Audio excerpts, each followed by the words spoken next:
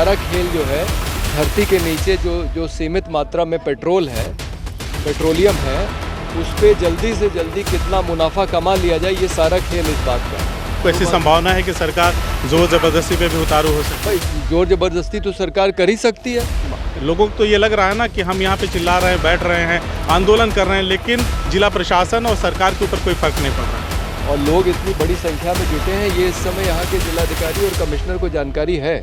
जैसे rail station और बस अड्डे हैं, हर एक शहर में हवाई अड्डे बनाने लगे, इसका क्या मतलब है? तो आपको लगता है कि इस बाग में बैठ करके क्या जिला प्रशासन के ऊपर कोई फर्क पड़ने वाला है? क्या इस बाग में बैठ करके उत्तर प्रदेश सरकार के ऊपर कोई फर्क पड़ने वाला है?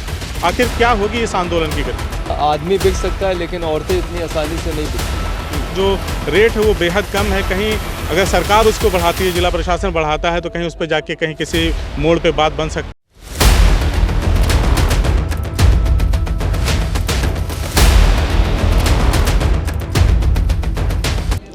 नमस्कार, बदलेगा भारत देख रहे हैं आप। इस वक्त हम लोग मौजूद हैं आजमगढ़ ज़िले के जमुआ हरिराम गांव में, जहां पर संयुक्त किसान मोर्चा के तत्वाधान में आंदोलन चल रहा है।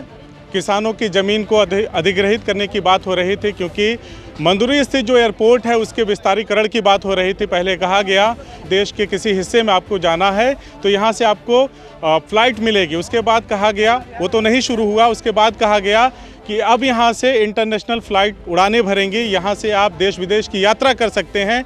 और इस दौरान खबर आई कि अब 6-7 गाँव की ज़मीनों का अधिग्रहण होगा।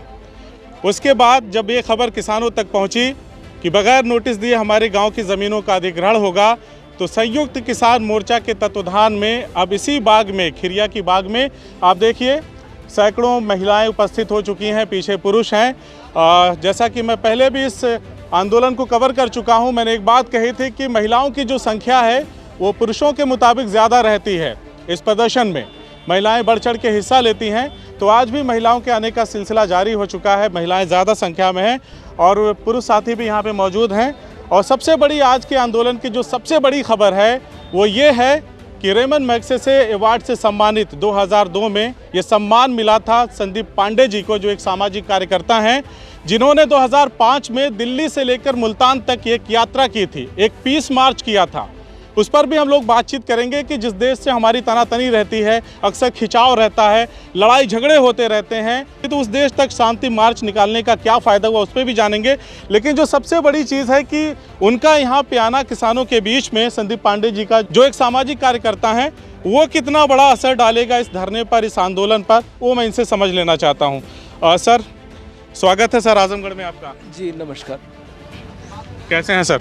ठीक है, बहुत बढ़िया। आज आप यहाँ पे आए हैं सर, तो क्या लग रहा है? जैसे कि एयरपोर्ट के विस्तारीकरण की बातें हुई और किसानों का आरोप है, जो यहाँ के स्थानीय ग्रामीण उनका आरोप है कि हमें बगैर किसी नोटिस के सर्वे कराया जा रहा है, हमारी ज़मीनों के अधिग्रहण करने की बात की जा रही है, तो क्या कहना है इस पर आपका? नहीं, ये इसमें सच्चाई है और हम लोगों ने देखा है कि देश में जहाँ भी सरकार को ज़मीन चाहिए होती है वो इसी तरह से करती है।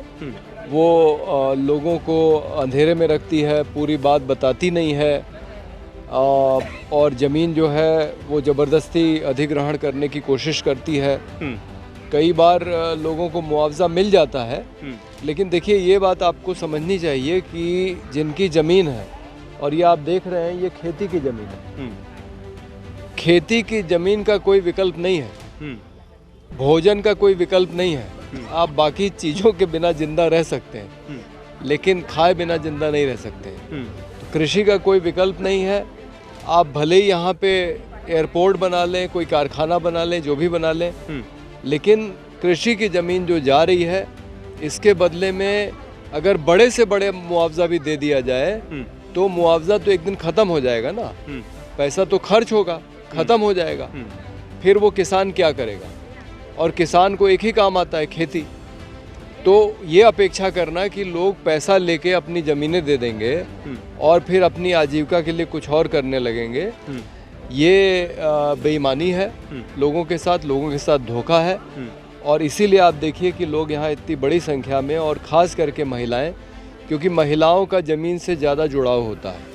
खेती के काम में भी हालांकि ज़मीनें पुरुषों के नाम पे होती हैं, लेकिन मेहनत ज़मीन पे महिला ही ज़्यादा करती है, इसलिए इसमें कोई आश्चर्य नहीं है कि ये महिलाएं बड़ी संख्या में। सर ये समझ लेना चाहता हूँ आपसे कि जैसे जिला प्रशासन जो है, उत्तर प्रदेश सरकार जो है, अगर एयरपोर्ट का विस्तारीकरण करके यहाँ से अंतर्राष्ट्रीय उड़ानें भरना चाहती हैं और डोमेस्टिक स्तर पे अगर यहाँ से फ़्लाइटों का संचालन करने की कोशिश की जा रही, कवायद की जा रही है, तो कहीं ना कहीं ज़मीन पे ही इसका क्रियान्वयन होगा।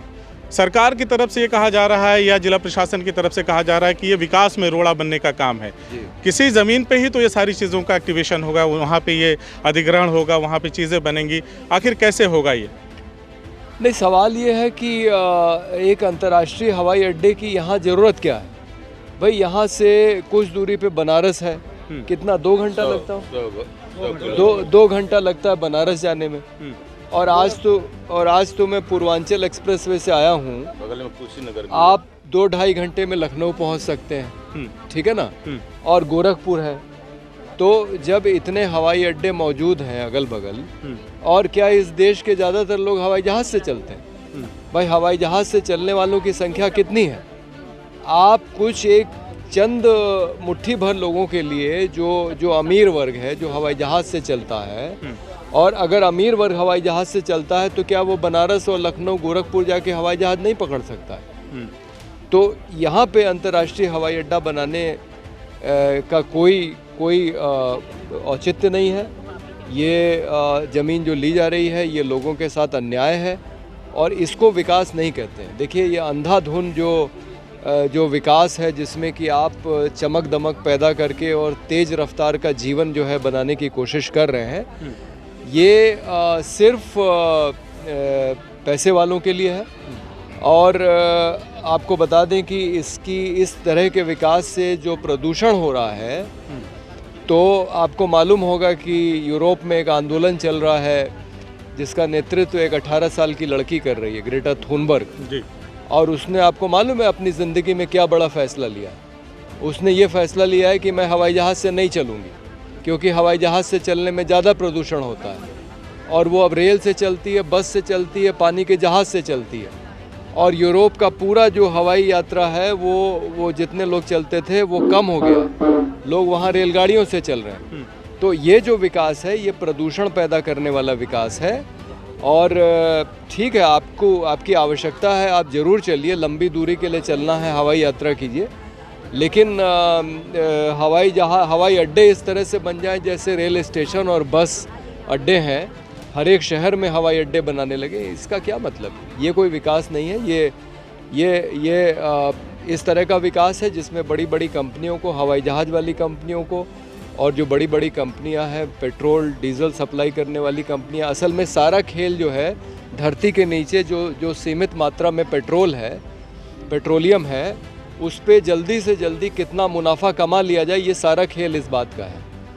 तो ज़्यादा से ज़्यादा लोग हवाई जहाज़ से चलने लगें, क्योंकि उसमें खपत ज़्यादा है पेट्रोलियम की, उससे ज़्यादा प्रदूषण होता है। आज आप यहाँ पे आए हैं, लेकिन संयुक्त किसान मोर्चा पिछले कई दिनों से किसानों के साथ, यहाँ पे स्थानीय ग्रामीणों के साथ धरने पे बैठ रहा है, अपनी आवाज़ बुलंद कर रहा है, उनकी आवाज़ में अपनी आवाज़ मिला रहा है। तो क्या यहाँ से क्या संदेश मिला है? क्या वाकई किसान यहाँ के पूरा दृढ़ निश्चय कर चुके हैं कि हम अपनी ज़मीन नहीं देंगे, या मुआवजे का जो रेट है वो बेहद कम है? कहीं अगर सरकार उसको बढ़ाती है, जिला प्रशासन बढ़ाता है, तो कहीं उस पर जाके कहीं किसी मोड़ पर बात बन सकती है? देखिए, जिस तरह से लोग बैठे हुए हैं, मुझे नहीं लगता कि ये मुआवजे के लिए बैठे हैं, क्योंकि औरतों की संख्या ज़्यादा है। हाँ, आदमी बिक सकता है, लेकिन औरतें इतनी आसानी से नहीं बिकती हैं। तो ये बैठी हैं अपनी ज़मीन के लिए, मतलब मैं पहली बार आया हूँ, लेकिन बिना बात किए मैं बता सकता हूँ। और मैंने जहाँ से बात शुरू की थी, कृषि का कोई विकल्प नहीं है।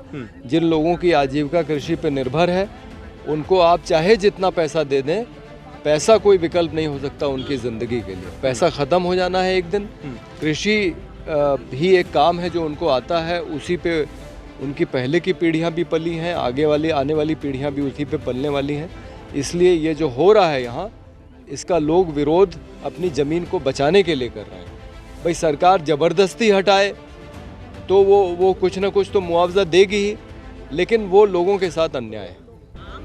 अगर सरकार ज़बरदस्ती ये विकास थोपना चाह रही है लोगों के ऊपर, आपको ऐसी संभावना है कि सरकार जोर ज़बरदस्ती पे भी उतारू हो सकती है? भाई जोर ज़बरदस्ती तो सरकार कर ही सकती है, भाई सरकार के पास पूरा तंत्र उसके हाथ में है, पुलिस है उसके हाथ में, पूरा कानून वो चलाती है, वो कागज़ पे कुछ भी लिख दे।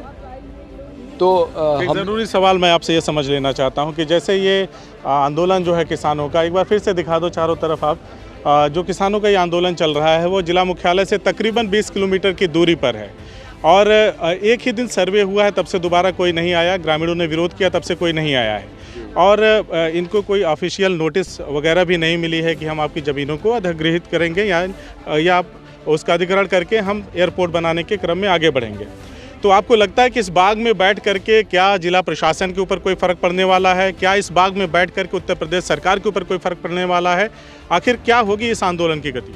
नहीं, लोग तो इसी तरह से विरोध करते हैं ना, जहाँ की ज़मीन जा रही है वहीं तो धरना करेंगे। जैसे कोई तो आ नहीं रहा है यहाँ पे देखने, नहीं, वो सरकारी सिस्टम से जुड़ा हुआ कोई व्यक्ति नहीं आ रहा है, तो लोगों को तो ये लग रहा है ना कि हम यहाँ पे चिल्ला रहे हैं, बैठ रहे हैं, आंदोलन कर रहे हैं, लेकिन जिला प्रशासन और सरकार के ऊपर कोई फ़र्क नहीं पड़ रहा है। नहीं, उनके ऊपर फ़र्क पड़ा है भाई। यहाँ पे वो सर्वे करने नहीं आ रहे हैं, उन्होंने सर्वे करने की कोशिश की है। अभी मुझे बताया भाई साहब ने कि ड्रोन से सर्वे कर रहे हैं। तो अगर वो यहाँ नहीं आ रहे हैं तो इसीलिए नहीं आ रहे हैं क्योंकि उनको मालूम है कि जनता विरोध में है। तो इसका निश्चित रूप से प्रभाव पड़ रहा है और आपके माध्यम से भी बात पहुँच रही है और वैसे भी उनका अपना खुफिया तंत्र होता है, वो बात पहुँच रही है और लोग इतनी बड़ी संख्या में जुटे हैं, ये इस समय यहाँ के जिलाधिकारी और कमिश्नर को जानकारी है। तो लोग अगर चाहेंगे तो भूमि अधिग्रहण नहीं होगा। तमाम देश में इस तरह के आंदोलन हुए हैं जहाँ लोगों ने विरोध किया है और इस समय विरोध चल रहा है। इस समय जो मोदी साहब बुलेट ट्रेन बना रहे हैं उसका विरोध हो रहा है, केरल में हाई स्पीड रेल बन रही है वहाँ उसका विरोध हो रहा है। तमाम जगह जहाँ बिजली घर, परमाणु बिजली घर, हाँ, इस तरह के हवाई अड्डे या बड़े बड़े कारखाने जहाँ भी लोगों की ज़मीनें ली जा रही हैं तो लोग विरोध कर रहे हैं, जैसे यहाँ पे कर रहे हैं। केरल में जब सर्वे करने आते हैं हाई स्पीड रेल प्रोजेक्ट के लिए तो लोग उनके खंभे उखाड़ के फेंक देते हैं। तो भाई आप जहाँ भी लोगों की आजीविका छीनने की कोशिश करेंगे लोग विरोध करेंगे। सर, शुरुआत में मैंने अपने इंट्रो में एक बात कही थी कि 2002 में आपको रेमन मैग्सेसे से सम्मानित किया गया। मैं चाहता हूं कि हमारे दर्शकों को बताएं कि आखिर किन कारणों से, किन वजहों से, किस कार्य के लिए आपको सम्मान मिला और 2005 वाली जो आपकी यात्रा रही दिल्ली से लेकर मुल्तान तक, उसके विषय में भी बताएं हमारे दर्शकों को, ताकि जो यहाँ पर आंदोलन करने वाले लोग हैं उनको भी पता चल सके कि उनके बीच में किस स्तर का सामाजिक कार्यकर्ता आज उनके बीच में हैं और आज के आपकी यहाँ पे मौजूदगी जो है आज, उससे क्या फ़र्क पड़ने वाला है? नहीं, मैं तो देखिए लोगों का जो आंदोलन चल रहा है उसके समर्थन में आया हूँ। जब भी कहीं आंदोलन चलता है या लोग अपनी बातों को लेके कहीं भी कुछ कार्यक्रम करते हैं तो हम लोग पहुँचते हैं। यहाँ बगल का ज़िला है बलिया, वहाँ कोका कोला कंपनी एक लगी हुई है मेहंदीगंज में, उसके खिलाफ 2003-2004 में 2 बार हम लोग जेल गए क्योंकि वो कंपनी मेहंदीगंज बनारस जेल से तो खैर आपका चोली दामन का साथ हो गया। तो वो कंपनी अब वहाँ जो लगी है वो ज़मीन के नीचे से इतना पानी खींच ले रही है कि किसान के लिए सिंचाई का संकट खड़ा हो गया है। हम लोगों ने बलिया में सिंहा चवर में कारखाना था कोका कोला का, उस कारखाने को बंद करवा दिया आंदोलन करके। तो इस क्षेत्र से मेरा जुड़ाव है, मेरी ननिहाल है। यहाँ भी बात बन जाएगी, अब ये तो मालूम नहीं बनेगी कि नहीं, लेकिन भाई हमारा काम है लोगों के आंदोलन में एक साथ देना और वो एक सहयोगी भूमिका में मैं आया हूँ। लड़ाई तो लोगों को लड़नी है, लेकिन इतना ज़रूर है कि अगर लोग लड़ेंगे तो हम भी कंधे से कंधा मिला के लड़ेंगे। रेमन मैग्सेसे और सर उस यात्रा के विषय में संक्षेप में जी, वो तो थोड़ी पुरानी बात हो गई है, 2002 की। तो वो पुरस्कार मुझे मिला था गरीब बच्चों की शिक्षा के लिए काम करने के लिए, भारत और पाकिस्तान के बीच में लोगों के स्तर पे दोस्ती और मैत्री बढ़ाने के लिए, सांप्रदायिक सद्भावना के लिए काम करने के लिए और परमाणु निशस्त्रीकरण के लिए हमने अपनी पहली पदयात्रा जो निकाली थी सबसे लंबी 1999 में पोखरन से सारनाथ, 1500 किलोमीटर की यात्रा 88 दिनों की थी और बहुत साधारण सी यात्रा थी। जब हमने अपनी परमाणु निशस्त्रीकरण की यात्रा निकाली थी तो मुझे पोखरन के इलाके में 3 जगह हमारा रास्ता रोका गया और ये कहा गया कि आप भारत में तो ये कर सकते हैं परमाणु शस्त्र का विरोध, लेकिन क्या आप पाकिस्तान में भी कर सकते हैं, क्योंकि भारत एक लोकतांत्रिक देश है। तो उसी समय हमने तय किया था कि कभी न कभी भारत से पाकिस्तान की यात्रा निकालेंगे और इस बात को दोनों देशों में कहना पड़ेगा कि ये जो खतरनाक हथियार बनाया है हमने। अब देखिए, आज मोदी जी सलाह दे रहे हैं पुतिन को कि आप परमाणु हथियार का इस्तेमाल मत कीजिए यूक्रेन में, है ना? लेकिन वो तो भारत के पास भी है, पाकिस्तान के पास भी है। तो अगर रूस और यूक्रेन को इस्तेमाल नहीं करना चाहिए तो भारत और पाकिस्तान को क्यों करना चाहिए?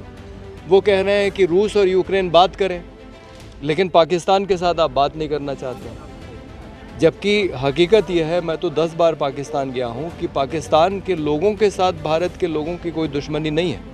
आप अगर वहाँ चले जाएं तो दुनिया का अकेला मुल्क है जहाँ यही भाषा जो मैं बोल रहा हूँ बोली जाती है, यही संस्कृति है वहाँ की। वहाँ के लोग भी हिंदी फिल्मों के गाने सुनते हैं, हिंदी फिल्मों के हीरो हीरोइन उनके भी हीरो हीरोइन हैं। एक ही संस्कृति है, लोगों के बीच में बहुत आत्मीयता होती है। ये हमने देखा है जब हम वहाँ गए या वहाँ के लोग यहाँ आए। ये एक कृत्रिम दुश्मनी है जो बना के रखी गई है। संदीप पांडे जी की उपस्थिति से इस आंदोलन को क्या गति मिलने की उम्मीद है, क्या देख रहे हैं आप? देखिए, संदीप पांडे जी की उपस्थिति से ये जो आंदोलन है बहुत मजबूत होगा। संदीप पांडे जी कोई आम व्यक्ति नहीं है। संदीप पांडे जी पूरे देश में जो बड़े बड़े आंदोलन हुए हैं उन सारे आंदोलनों का नेतृत्व किए हैं।